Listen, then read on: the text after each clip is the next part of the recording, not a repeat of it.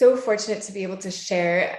Dr. Pither is here with us. He is he is the genius behind the Alzheimer's risk test. And he is going to share with us a little bit about how he got into this space, how he developed the test, how the test works, what information it gives us, and then who's going to benefit from understanding this information. And then Dr. Stephanie Lund is here with us. I'm going to moderate. She's going to kind of host and talk through all of this with Dr. Pither. She is an associate doctor here at Solsere. She's a naturopathic doctor who has been seeing dementia patients and also some of our residents over at Marama she's been supporting. And she's been also trained by Dr. Bredesen. So I'm so pleased and grateful to have all of you with us this morning. Let's go ahead and get started. So Dr. Lund, take it away. Hi, Dr. Pither. It's wonderful to meet you. My pleasure, Stephanie. Hi, nice to meet you.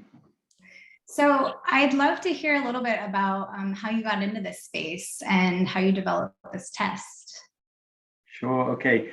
So I've been working in diagnostics industry for many years, over 30 years, in fact. And I spent a big chunk of that time working with GE, General Electric Healthcare, on various sort of imaging-based approaches to Alzheimer's disease detection. But it became very clear that what was really needed was a relatively simpler test, a blood or a saliva-based test like ours, which would allow people to understand risk at a very early stage, ideally before symptoms actually developed, so they could take proactive steps to mitigate overall risk. And that's really what has been motivating me for the last 10 years since I've been running Cytox and since we began work on this technology with academic colleagues. That's amazing. Yeah, we're so excited about this test. Just working with dementia patients and their families, we see a lot of children of those patients wondering what their risk is. And so having access, excuse me, to this very simple test is huge for us to be able to share it with our patients and their families. Yes, well, you'll know there are two types of Alzheimer's disease. There's the early onset, very rare form of Alzheimer's disease, less than 2% of cases where, there are genetic tests available today for those family groups, but fortunately they are very rare.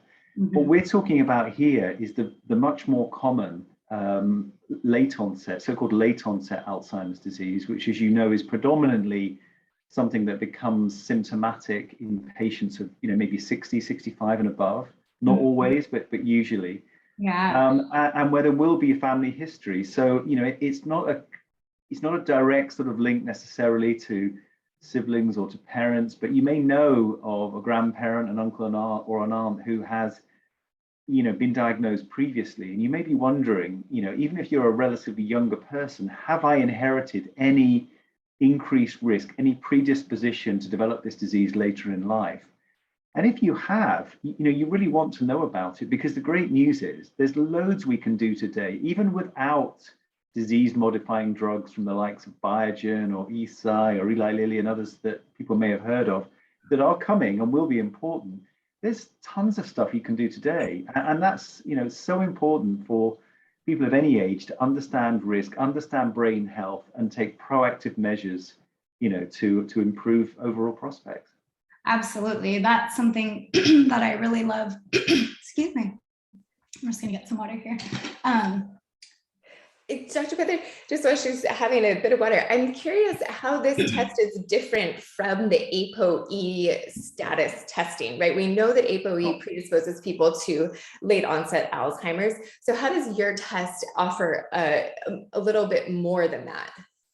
Okay, so ApoE, as people may know, it definitely has a role to play here. So it's one genetic consideration, perhaps the single most important, but only one of tens or hundreds, or in our case, thousands of different genetic determinants, which together comprise a far more descriptive, a far more comprehensive description of genetic risk for Alzheimer's disease. So the ApoE gene, as you may know, comes in several different varieties or variants. The risk-associated variant is called ApoE4, but you may have ApoE4 and actually never develop Alzheimer's disease. You may not have it and you may still be at high risk. We know something like 30% of people that are diagnosed with Alzheimer's disease do not carry the ApoE4 risk gene. So what we have is something that describes complete genetic risk, including the ApoE component, and it combines it into a single risk score, taking into account actually more than 100,000 different genetic variants, including ApoE, which combine to give an overall risk of Alzheimer's disease. And this is really important because you don't want to give people false reassurance that because they don't have E4, they're not necessarily at risk. And conversely, you may carry E4 but still be at relatively lower risk compared with peers in your age group. So it's really important to get it right. Whether you're an individual looking for reassurance, one way or the other, or perhaps whether you're a drug company looking to recruit people into a clinical trial, wanting to make sure you've got people who really are at higher risk. So it's so important to have a more comprehensive description of genetic risk than just ApoE alone. Absolutely, yeah. So when we get the test results back, what would they look like? Okay, so it looks like essentially a 3-page report, okay, which basically sets out the the individual patient's background and details. It gives them the risk score, which runs from 0 to 1, 0 being very low, 1 being high risk, and it puts that individual into a risk category. So it says whether you're in the kind of the top percentile, the highest risk group or not. It will also actually, by the way, give you an ApoE result. We report that separately in addition to the overall test result, because we know that some people are aware of it, and we know that some doctors are really interested in that. So, we report that out separately. But really, very, very importantly, we actually provide information as to some of the things that you as physicians will actually be offering to patients to try and reduce risk in any individual case. So that could include, if someone has got some comorbidities. So suppose they have type 2 diabetes, suppose they have hypertension. It's really important to treat those things anyway, but particularly in someone who's got a high genetic risk for late onset Alzheimer's, because they can be important risk factors for development and future decline. And there are a whole bunch of things which I know you'll be aware of, which relate to other sort of lifestyle and environmental risk factor exposure. So just kind of social interaction, remaining physically healthy, getting out and about, reducing smoking or stopping smoking, reducing alcohol intake, even treating hearing loss. Things like that can have a really important impact.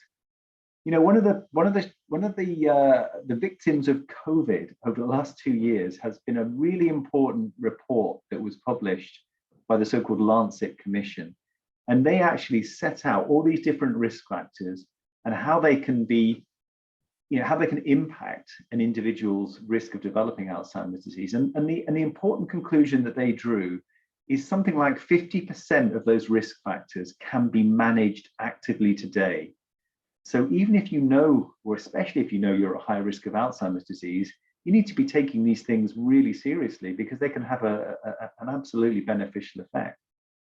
Absolutely. Yeah. I mean, I think prevention is key here with this disease. And, a lot of like with the Bredesen protocol and what we do here at Solsere really allows people to get those lifestyle factors in order and address certain diseases and things like that. And so sounds like having this test at our disposal is just going to help reinforce what we do here and really helping people prevent and reverse Alzheimer's, which is very exciting. Well, you'll know, as well as I do, that starting these interventions early is very important. I mean, the good news about Alzheimer's disease, if we can say that, is that actually, there is probably a 20 to 30 year window before symptoms become apparent, where actually there is an active process that ultimately leads to loss of neurons and eventually to symptoms.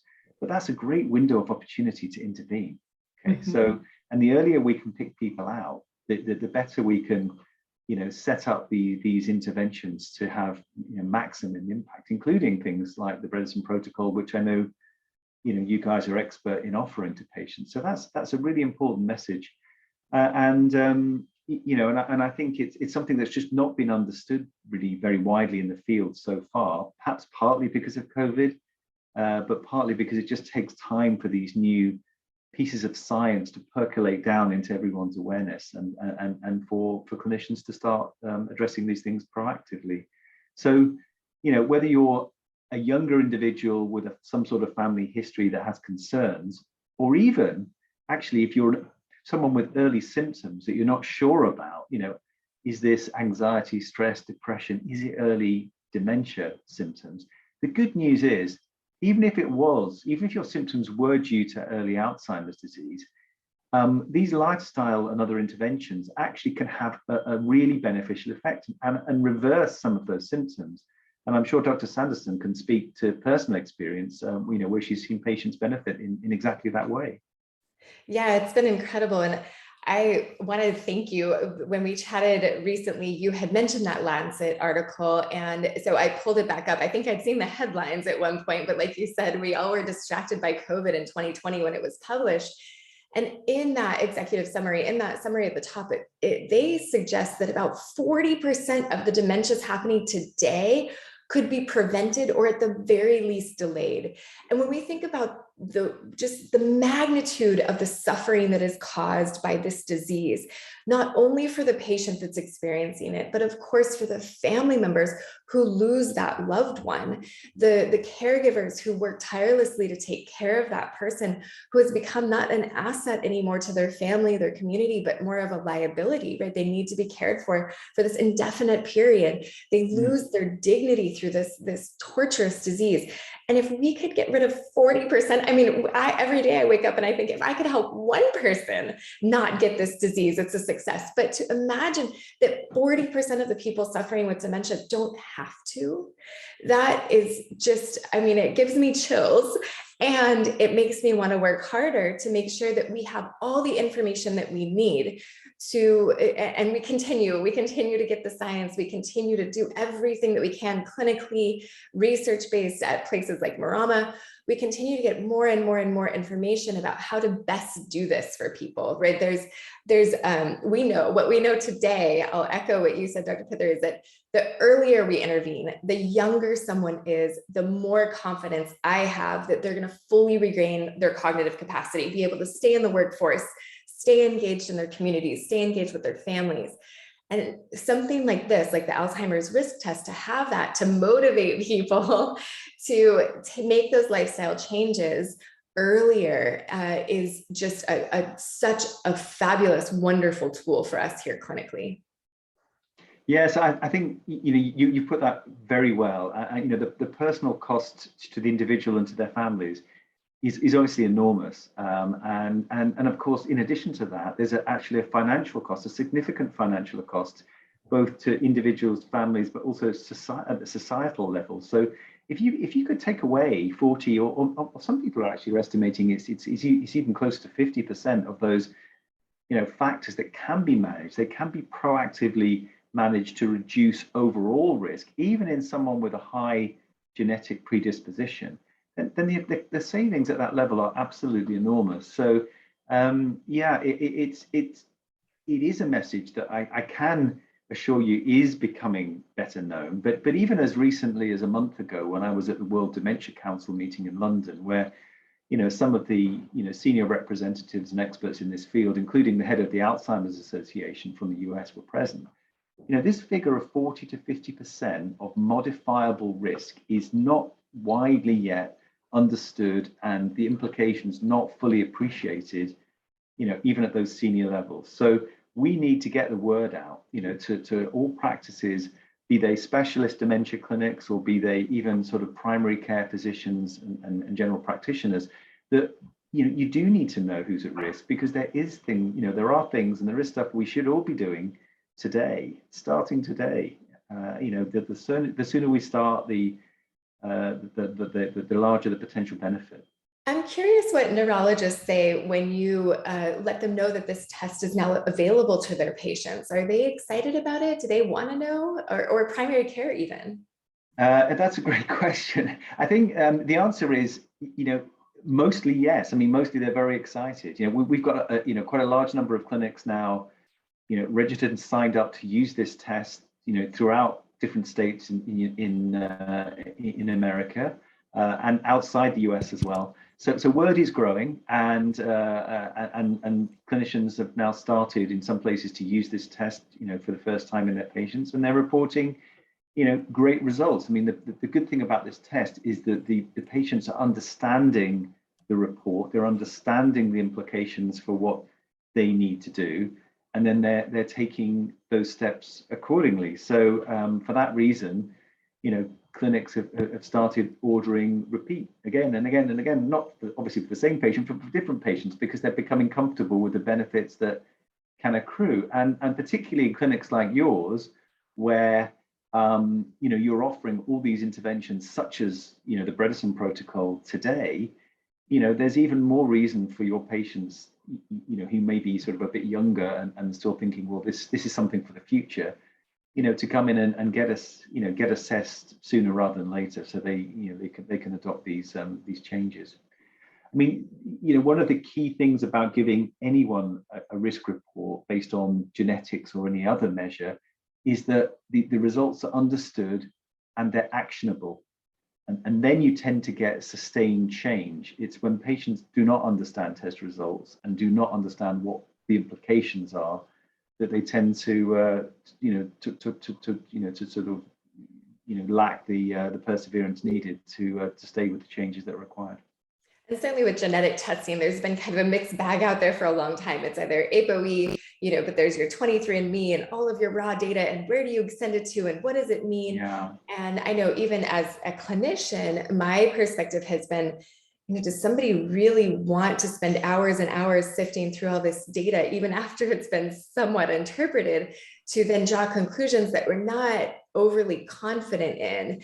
And then typically what happens is there's a bunch of supplements that get suggested, and that can lead to pill fatigue, and it can kind of take us off track of the Bredesen protocol, which is more like the foundational pieces of treating sleep apnea, of making sure the nutrition is really good and on a organic ketogenic diet, making sure that exercise is a priority. Also, making sure, of course, that if there are supplements or hormone replacement or those things are appropriate when you work with a doctor, that we don't lose sight of those foundational pieces and kind of run off on these potentials that might be in the single nucleotide polymorphisms or the SNPs. But in the Alzheimer's risk test that you offer, it's succinct, right? It gives us an actionable, quick, like easy to understand number. Is that what remind me, is it on a scale of 100 or a scale of 10? It's a scale of 0 to 1. So 1 being high risk and 0, but yeah. So yeah, I think you make some really important points there. The thing about Alzheimer risk is that once you know you're in a risk category, you cannot unknow that information. And it could well be, because this is a much more descriptive and comprehensive description of genetic risk for Alzheimer's than anything that's been available before, including 23andMe, which essentially report ApoE results. And we don't want patients to be left with that information on their own to interpret and potentially worry significantly about it. Which is why we are only making this test available through expert clinics like your own.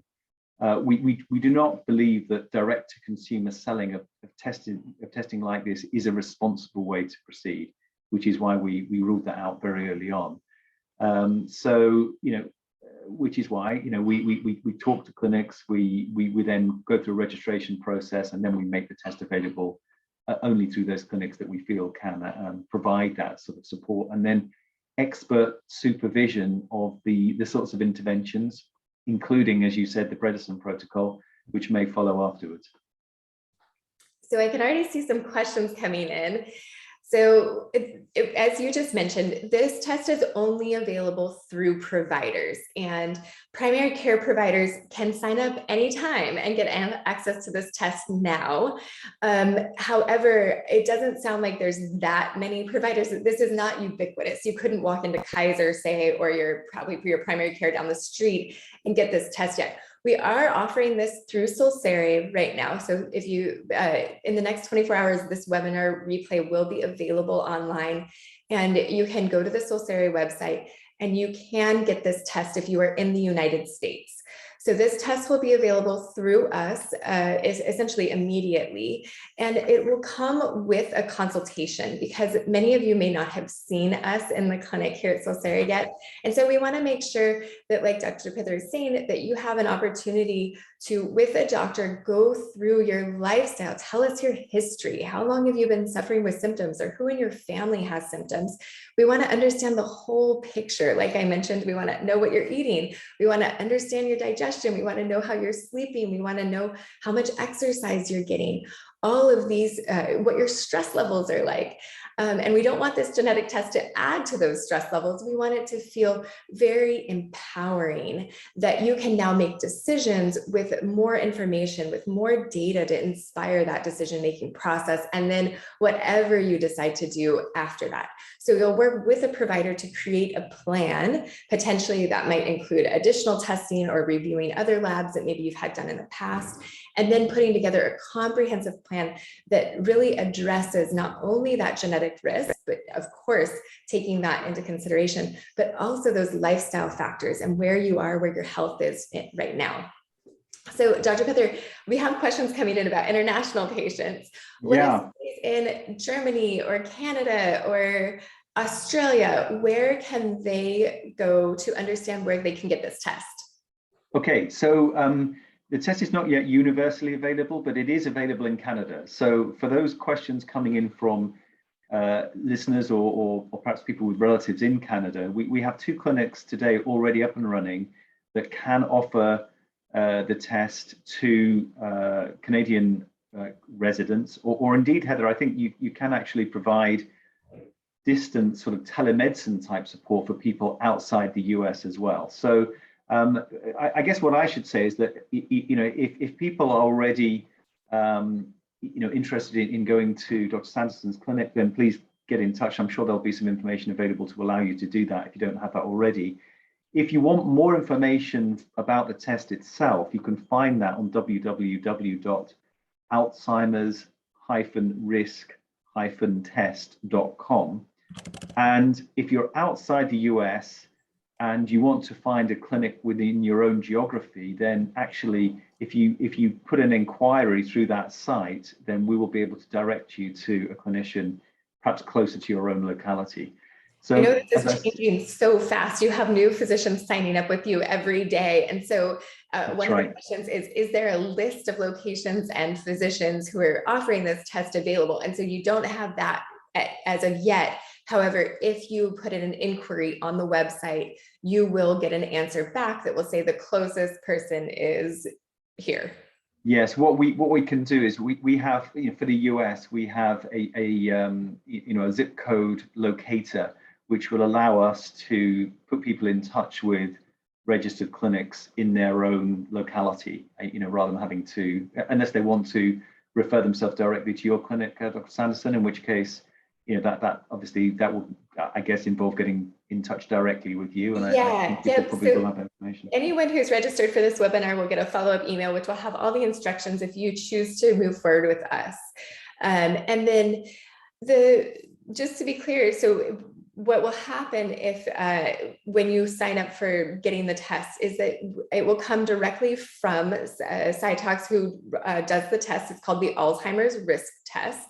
And you will get a package from them and then collect saliva. So you don't have to have blood collected. This is a salivary test. And then you'll send it back to the lab. The lab will then send Solsari, the doctors at Solsari, the report. So we'll have that report, and then Solsari will contact you. Our staff will contact you and get you all set up for a consultation with Dr. Lund, where you will then review the test results as well as all of your intake paperwork with her. And then we can, she will discuss with you the next steps, what that would look like. And if you're local, if you can make it to California, we would love to have you here to establish care as a patient with us. Anyone is welcome to do that.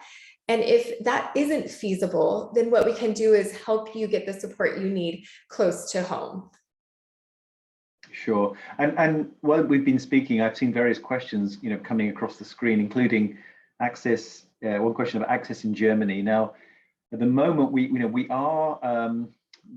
our test has been approved for use in Europe, all European countries. We don't actually have any registered clinics in Germany itself at this time, but I'm sure that we can put you in touch with clinicians such as Dr. Sanderson's clinic that would be prepared to potentially do distance consulting. And actually, as I've been speaking, I see a question coming in around access in the UK, and we do have 2 clinics set up today to offer the test in the UK. Yeah, great question from Arnie about whether or not this test has value for someone who already has dementia. So if somebody's already been diagnosed with dementia, Yeah. Is there a reason for them to get the test done? Okay, so that's a great question. I mean, there is a problem, as people may understand, with differential diagnosis of dementia. So dementia covers a range of conditions, and roughly 70% of dementia is covered by Alzheimer's disease. So the test that we've developed has really been validated for use in Alzheimer's disease, and therefore will identify genetically whether or not you have Alzheimer's, dementia of the Alzheimer type, rather than something else such as, say, Lewy body dementia or frontal temporal dementia, which have an underlying mechanism, biological mechanism, which is different. So yes, our test would say, even in someone with symptomatic, whether you're likely to be suffering from an Alzheimer type of dementia or something else. And that can be important to know, because treatments may be more appropriate for one type of dementia than another. And certainly some of the pharmacological, some of the drug interventions available today actually very much are effective in one type of dementia, but can actually have deleterious effects in others. So differential diagnosis is very important. And then I can just think of a handful of families that we see here at Solsere, and they're curious. Even that person who's struggling with dementia, of course, their children are curious about their risk, but also their siblings, sometimes their cousins, are also curious, how much of this genetic risk did I get? Because even siblings will have slightly different genetics. They might have gotten some risk from mom, but not from dad, that the sibling got. And so those things can be differentiated through this test. So entire families may see value in everyone understanding where their risk is on this spectrum.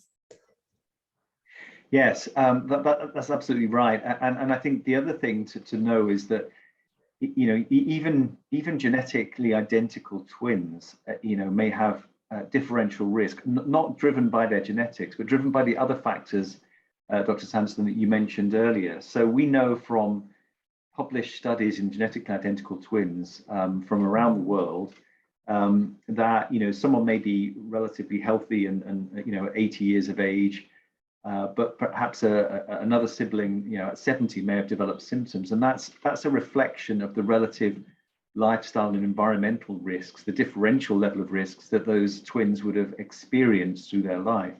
So, as you said earlier, it's really important to get that whole picture in the consultation to understand overall risk and how the genetics, is playing a role, within that context. So that is a very important consideration as well. High genetic risk alone doesn't mean you necessarily will develop Alzheimer's disease, but it means you have a higher risk and therefore should take, intervention and prevention steps, very seriously. And then some logistical questions around, is it FDA approved? How much does it cost? Does Medicare cover this? Okay, so let me check those one at a time. FDA approval. So we offer this test as something called a laboratory developed test. So it's approved under the CLIA regulation, which is overseen by the FDA. What it means essentially is that it's a diagnostic test that can be offered by one laboratory only. And that laboratory is run by a partner organization of ours that operates in New Jersey, in Piscataway. And so every sample collected from each clinic, each state in the US gets sent via the mail, via UPS actually, to their lab, where they extract the DNA from that saliva sample from the kit and then run the DNA analysis, generate the report, and send it via a secure portal back to the ordering clinic. That's how the process works. In terms of cost, well, that really is a matter for the individual clinic. So, we provide the test, at a certain value to the clinic, and then the clinic, usually includes this test as part of a larger consultation. So what the patient ends up paying is really a matter for the clinic to decide, not for us. That's not something we get involved with directly. And then on reimbursement, well, at this stage, this is a privately offered test which patients pay for directly. It's not covered at this point, either by CMS or by insurance companies, or indeed national health systems, such as that in the UK where I come from. But that's something we're working towards. So in the near term, this is something that patients pay for on an individual level. In the longer term, we hope to make this more widely available to everyone under an insurance or a national health care scheme. Yeah, we're excited to be at the cutting edge of this. And it is so unfortunate that more of the Bredesen protocol and this type of testing, this type of proactive testing that we think will save the NHS and Medicare lots and lots of money down the road, potentially even prevent, insolubility, but not to be too dramatic, but we are staring down the barrel of a massive demographic shift. And so it makes perfect sense to us that everyone would want this test, including all of the players at like an NHS or Medicare at government levels, when there's so much money being poured into caring for those with dementia. As you said, it can be financially bankrupting for a family, but it will be even at a societal level if we don't have solutions that are created here. So this test, as much as we want it to be free, unfortunately, we are at this cutting edge. And so our goal is just to make it as accessible as possible in terms of logistics, and then financially, as we kind of pave the way here, hopefully that will turn into more financial accessibility. So then how long does it take to get the results back? If we get this ordered tomorrow, when can someone expect to have the results? Okay, so typically that's in the 4 to 6 week time frame. So we're having samples sent in, every week, to the lab. The lab then process those samples and run them in batches. So, the more samples we get in, the more rapid the turnaround. But typically at the moment, it's between 4 and 6 weeks. We quote that window, even though actually we could turn the samples around more quickly, but we don't want to frustrate people and keep them waiting longer than we actually pledged. So we tend to be on the cautious side. And actually, this tends to fit quite well with the sort of clinical cycle. Clinicians tell us actually that it's useful to see patients, perhaps once or twice to make sure this test is right for them, and then give them time to reflect, before samples are processed and results, handed over. So, we accept that understanding risks like this is perhaps not for everyone, which is why we're not, providing this directly to consumers. As I said, you can't unknow your risk once you know it. So let's make sure that we're doing this in a responsible way. So that 4 to 6 week turnaround is all part of that consideration, really. And so the clinics that we work with are very happy with those logistics. And sorry, I'm reading a question. So you cannot get this test done without going to a clinic. And so there's another really great question. And when we talk about who this is appropriate for, let's discuss who this was, the test was tested on. So you have information about Caucasian participants, basically, right? So if someone is not Caucasian, what do we know about how valid this test is? Okay, so that's a really great question. I mean, we've developed and validated this test using available samples and information, and those samples and that information is absolutely predominantly from individuals of a Caucasian background, and that's for reasons of access essentially. So we need the samples, and it tends to be Caucasians that come forward, or has been historically come forward to volunteer for these sorts of studies. So those are the samples and the data we have access to. So we can only make claims about the performance of our test in that background. That said, there's no reason to think this test won't have application in all Caucasian groups, and we are currently generating data in an empirical way to be able to support that claim, but we don't have that completely wrapped up today. So it's is it not all ethnic groups? Oh, sorry, all Caucasian groups or all ethnic groups? all groups of a Caucasian ethnic background. So that can be offered today. It's not that you couldn't run a test on an individual from any ethnic group, but we can't stand by the results just yet. But we are generating. This is an active research program right now.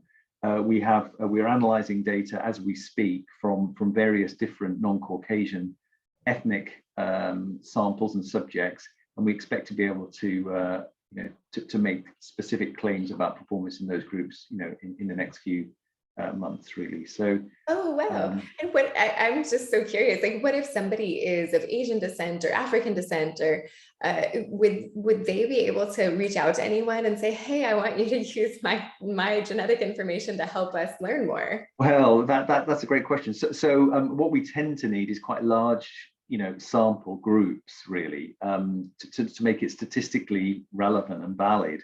And what we need are samples that come from individuals from those different groups that you mentioned, both those who are cognitively normal and have no signs or symptoms of Alzheimer's disease, and conversely those who do. And because we do a kind of genetic subtraction exercise, we look at millions and millions of different data points in each group, and when we identify those that are statistically significant in the two groups, and that's what informs the genetic variants that we include in our test and how we actually weight them. Because the score that we talked about earlier between 0 and 1 comes about through weighting the contribution of those 112 different different variants into a weighted algorithm, which is essentially what's been validated during the course of the last few years of research, both by us, but importantly by our academic partners in the UK and in the US. So I want to go back to that 112,000. Is that right? So there's another question. I think someone joined a little later, how this is different from ApoE, and it's that 112,000 base pairs, right? These single nucleotide polymorphisms that are then weighted. Can you describe a little bit more in layman's terms, like what does that mean? Weighted and single nucleotide polymorphisms. Okay, so this work really, the test sits on work that's been carried out by academic groups. Let's say particularly those at the University of Cardiff, University College London in the UK, and we've accessed samples and data from the US, particularly University of California, San Francisco.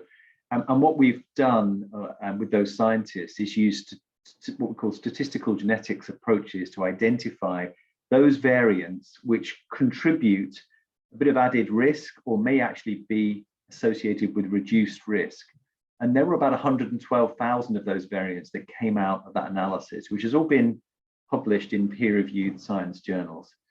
And essentially what a polygenic risk score does, it looks for the presence or absence of those SNPs or DNA variants in each sample that we analyze, and then it combines them in a weighted algorithm. And that weighting depends on the individual contribution of each of those variants to overall risk. Okay, so the algorithm has been trained essentially using AI type approaches, which I'm sure you've heard all about. ApoE is but one of those. So that's the way that's the difference here. ApoE describes a certain level of risk, but as I said earlier, you could have ApoE4, the risk associated variant, and still not be at overall increased risk due to the reduced effect on risk of the other variants you carry. Or conversely, as I said, about 30% of people with Alzheimer's disease clinically do not have ApoE4 variant at all. So you could still be at high genetic risk without having ApoE4 positivity. So, ApoE is an important contributor, but it's only one contributor of a lot of other, genetic content, which also has an important, part to play in determining genetic risk for the disease. Really helpful. So we have some other great questions coming in. Can an Alzheimer's diagnosis only be determined by a CT scan of the brain? This is from Jordana. Thanks so much for asking this question. This is important, this understanding of diagnosis. And like Dr. Peather mentioned, there is this differential diagnosis, and particularly in the landscape of using pharmaceutical interventions. An intervention for Lewy body, say, or for Alzheimer's won't work as well and could be detrimental for someone with Lewy body or for frontotemporal dementia. So we want to understand what's going on. Now, that being said, there's a lot of overlap. Somebody who has beta amyloid plaques or tau proteins associated with Alzheimer's dementia may also have some Lewy bodies in their brain. So we have in the pathology and in the histology of the changes that are happening in the brain, there's a lot of overlap. And certainly my opinion of this space is that too much emphasis has been put on the histology and the pathology going on in the brain rather than on the why. So I think of these tau proteins, beta amyloid plaques, Lewy bodies, I think of them like scar tissue, almost like you cut yourself and now you have a scar there. Well, I don't care as much about the scar as I do about the knife that cut you, right? Like, who did the damage? And is that damage still being done? And so that's what we do at Solsari. And that's really the amazing work of Dr. Bredesen, is what we're applying to ask that question of why? Why are these changes happening? And then the other really important question we want to ask is cognition better? So CT scans are an imaging resource, and there are other ways that people get at Alzheimer's diagnosis. They can do a lumbar puncture and look in the cerebral spinal fluid for evidence of plaques and tangles. So there are these pretty invasive studies that can be done, and neuroimaging is part of that. Now, neuroimaging is something that we talk a lot about, and of course, a picture speaks 1,000 words, right? We can get a lot of information around imaging, and my favorite is when we get imaging that shows, an atrophied hippocampus or smaller brain regions of the brain, and then when we look again a year later, the brain is bigger. The hippocampus is no longer atrophied. But this shows us what is possible, that people can still benefit from neurogenesis and neuroplasticity, and we can even measure it on imaging. Now, that all being said, there's a ton of value there, but it doesn't tell me about the why someone has dementia. If we do a CT scan, if even a neuroquant, it doesn't tell me with certainty why someone is experiencing brain inflammation or that scar tissue is forming. And so although a neurologist may be using imaging or other studies to fully diagnose Alzheimer's, I think we lose focus on what's super important, in my opinion. So Alzheimer's diagnoses, there's a bit of controversy in the field around this because it's so focused on plaques and tangles, when really, from my perspective, what's important is cognitive function. So you can discuss imaging with your neurologist if you'd like. Do you have anything to add to that, Dr. Peather?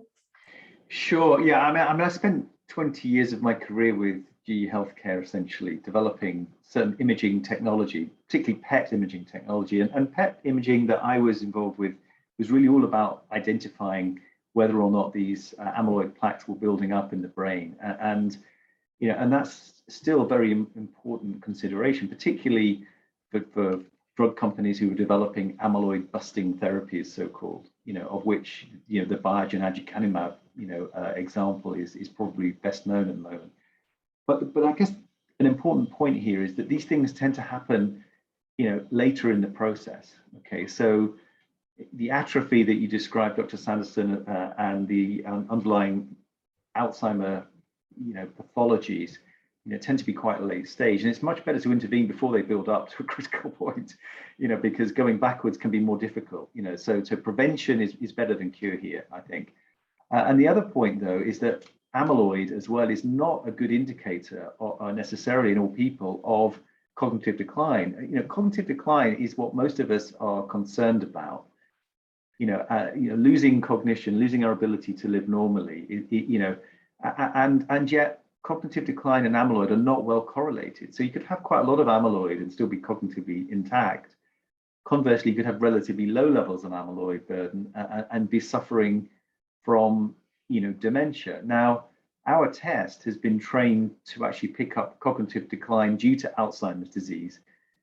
So it's a very important indicator. So even if you know about your amyloid status, it might still be useful to have, the Alzheimer risk test to put cognitive decline risk alongside that amyloid signal that you may or may not have. I mean, a lot of people, particularly older people over the age of 18, will have a lot of, have an amyloid build up in their brain, but they won't necessarily be at, highest risk of cognitive decline. So these things are important to pull apart and differentiate. And there's, as you said, still a lot of research, still a lot of unanswered questions, and still to some extent a degree of controversy about, the mechanistic importance of these different elements.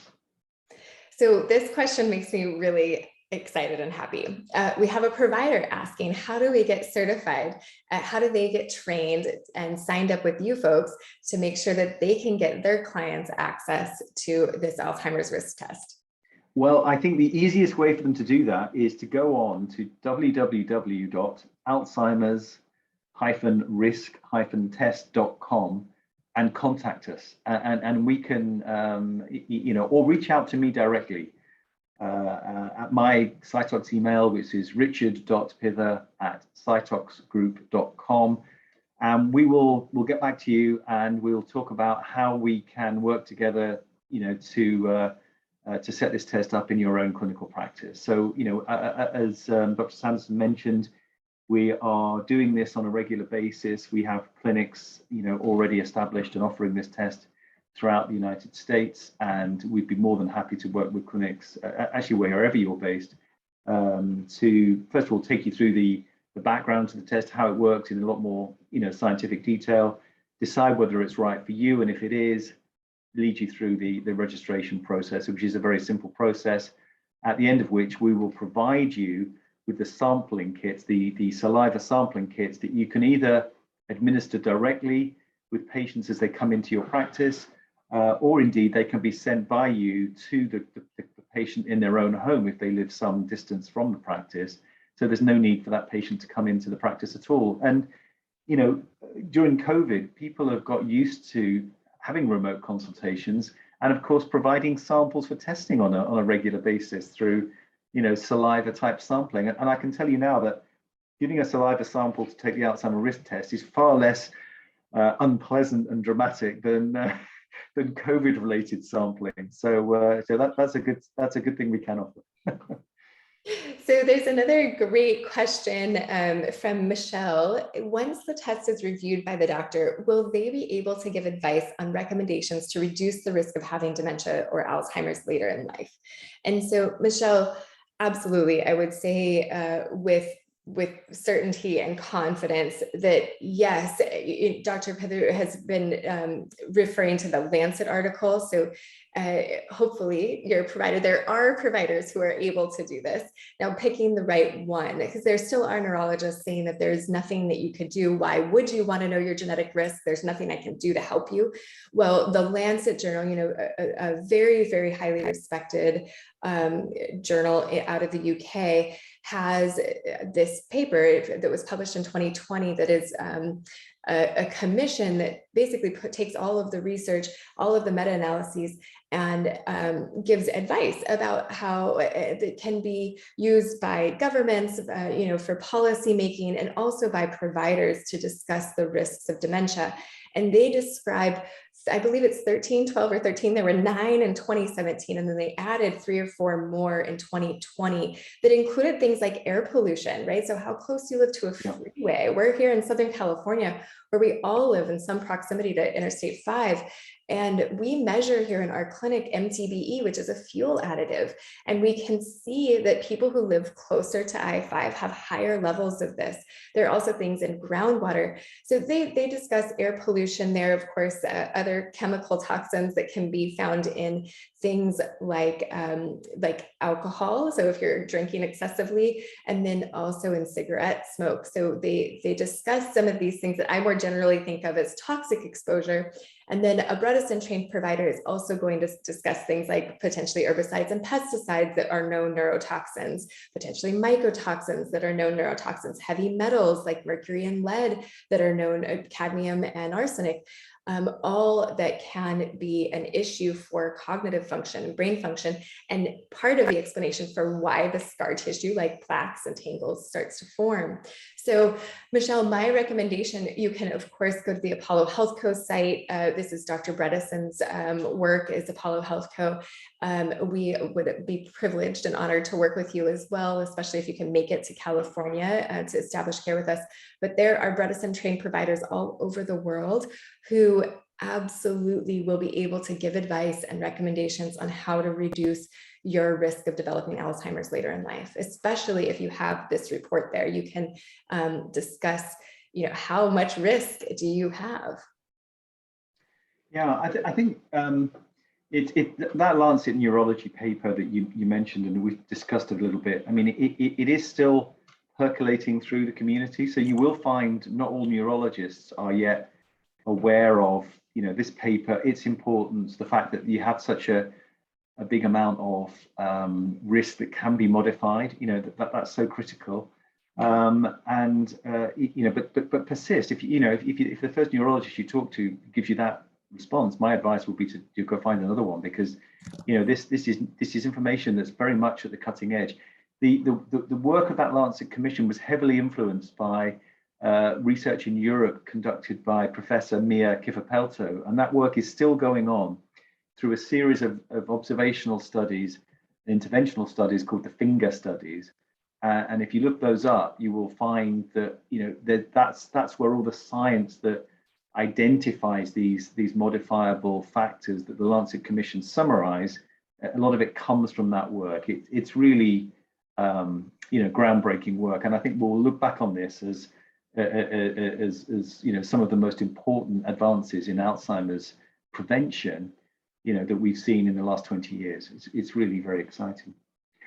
Can I also say that I'm seeing a couple of questions are kind of pinging across my screen and then disappearing before I can assimilate all of them. So I apologize if I don't get to all of them, but I did see that someone said they'd been on the Alzheimer-risk-test.com site, and it pulled up a lab in New Jersey. Well, it will, because in the US, this test is offered as the sampled Alzheimer risk test, okay? And that's because the lab, the clear accredited FDA overseen lab that offers this, that does the actual testing, the DNA extraction, the report generation in the US is called sampled. So it's the sampled Alzheimer risk test that you'll be pulling up. And that's perfectly right. It's the sampled risk test powered by GENIUS score, and it's the GENIUS score component, which is what I've been describing, that Cytox, who I represent, has. That's what we've developed, and our partners to offer this test in the US are sampled. So it's all perfectly legitimate, all explainable, but might get a little bit confusing. So again, reach out if you have questions. Reach out to the Solsair Clinic guys, or reach out to me directly, and we'll do our best to point you in the right direction. Yeah, it takes a lot of collaboration, a lot of partnerships across. It really does. Multiple, in the research, and then in production, and then in lab testing. And so that New Jersey, what's coming up there is the New Jersey site where the lab actually gets tested, right? Where it runs through its sequencing. Exactly. And everything. Got it. Your sample, your data will never leave the US if you order it in the US, okay? And it's important to say that, we actually, in Cytox in the UK, we never see your data, we never see your results. We don't want to, because of the the personal importance of these things, and the kind of confidentiality and the seriousness with which we take confidentiality issues as well. So you have no need to worry about that. And then a question from another anonymous attendee: when one has a predisposing factor of genetics, for example, father had Alzheimer's, but not showing someone, so this person is not showing any signs of dementia yet, should they be tested? Is that a good candidate for this test? Well, I would say absolutely yes. And I'm sure, Dr. Sanderson, you would support that. So I think this is the time to get tested. If you've got concerns and you've got that kind of family history, then understanding whether you've inherited any predisposition, any increased risk from your father in this case, is a really important thing to understand, for exactly the reasons that we've been talking about today, that if you find that you have, then taking proactive steps to reduce other modifiable risk factors is something that you should be taking very seriously. And so yes, I think that you are pretty much an ideal candidate or profile of candidate for this test at any age. As soon as you realize there is some sort of family risk for Alzheimer's disease, family history, then I think that is a good time to get yourself tested, and then to consider taking necessary steps as a result of that test. Okay, and then another good question. So what if I've already done 23andMe? Can I send you my 23andMe raw data and then you can use your AI to get me a test result? Unfortunately not, no, because the DNA technology that 23andMe use is not compatible. They do not cover in their own testing much of the content, many of those 112,000 different SNPs or DNA variants that we would need to run the analysis. So unfortunately, you would need to provide another sample. And then let's take one more question, and then I'll work out some of the housekeeping pieces before we go. So what is the specificity and sensitivity of your genetic testing? This sounds like it might be coming from a provider who's very familiar with testing. Yeah. Well, it's a great question, and actually, it's not so straightforward to answer, because we're talking about risk here rather than a diagnostic accuracy, which is typically where you would quote sensitivity and specificity. And also, there's typically the sorts of organizations as well that want to know this sort of information are pharmaceutical organizations wanting to recruit patients into a clinical trial, where those trials are powered by cognitive decline measures rather than other measures of Alzheimer's disease risk. So now the work we've published in peer-reviewed journals, particularly the Journal of Prevention of Alzheimer's Disease, we did a look in the longitudinal study called ADNI, the Alzheimer's Disease Neuroimaging Initiative, run by Professor Mike Weiner at UC San Francisco. And we found about 85% accuracy in differentiating, in this case, imaging and clinically positive Alzheimer from age-matched controls. Now, okay, wait, I've got to stop you there, because I want everyone to understand how important that is, right? 85% accuracy is what you just said, right? I did. Okay, so everyone should understand that over the age of 65, 30% of people over the age of 65 will have enough amyloid deposition in their brains to be diagnosed with Alzheimer's. So that is not a very specific test, right? If you have people who have amyloid present, but do not have any cognitive decline, that doesn't give you a great understanding of whether or not, if we're just testing amyloid, it doesn't really tell us. The other thing is amyloid is present in almost all of us, regardless of age.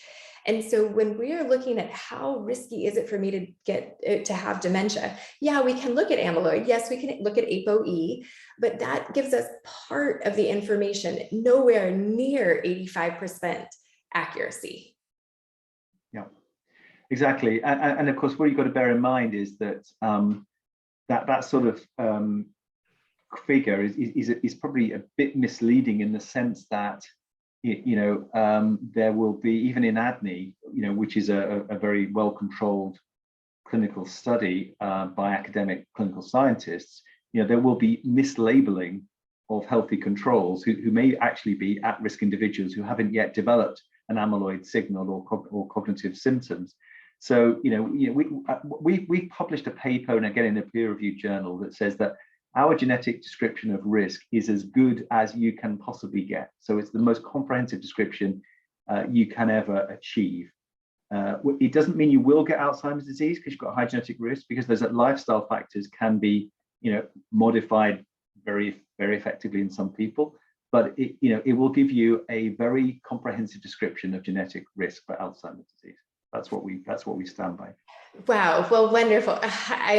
I'm so just grateful to you for dedicating your career to creating this test and making it available to people, because this, I think, is going to be a critical part of the tool belt that we use to turn the tide, right? We're expecting this exponential growth of, in terms of the numbers of people diagnosed with dementia between now and 2050. I mean, the numbers are just absolutely radical, not to sound too Californian, but these numbers are scary, whether you have potential genetic risk or not, right? Because it's going to change the society so much to have so many people suffering with dementia. We need to do something about this.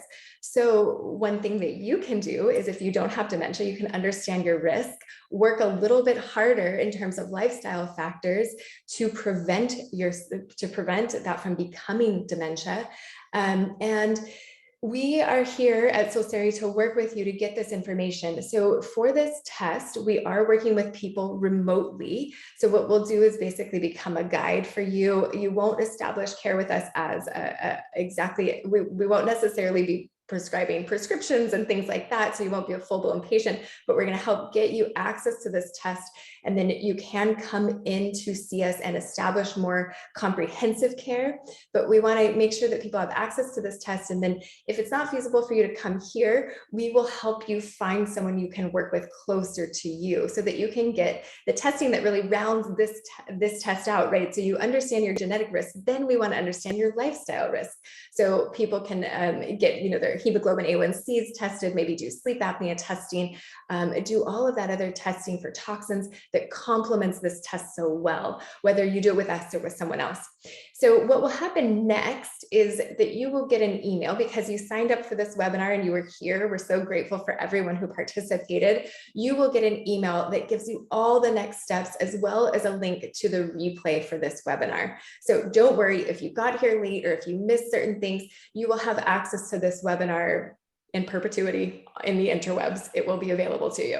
So we're so grateful that you joined us. We hope that you learned a lot. I've been so impressed by what you guys are doing at SciTalks, and just really excited to be able to offer this to our patients and their families especially. So thank you all for joining us. There are some additional questions, and we'll make sure that there is a link to the Alzheimer's risk test, a link to the Lancet trial. All of that will be on the web page that you'll be directed to, and we'll go ahead and put it in the email. And then was it the Fda studies? Can you say that one more time? And also the doctor who has been doing that, because there's a couple questions from Michael who really wants an answer here. Yeah, it is the Fda studies, all in capital, all in uppercase, F-I-N-G-E-R. And it's Professor Mia, M-I-I-A, Kivipelto. Now, this is Finnish. I might get this wrong. K-I-V-I-P-E-L-T-O, I think. Don't quote me on that one. All right. But actually, if you look at our information on the Alzheimer-risk-test.com, or you send us an email, I'm sure I can refer. Some of that literature will be quoted on there already. Probably an easier starting point would be to look at that Lancet Commission publication, because it's a slightly higher level and might be slightly more accessible to some people without the sort of science background.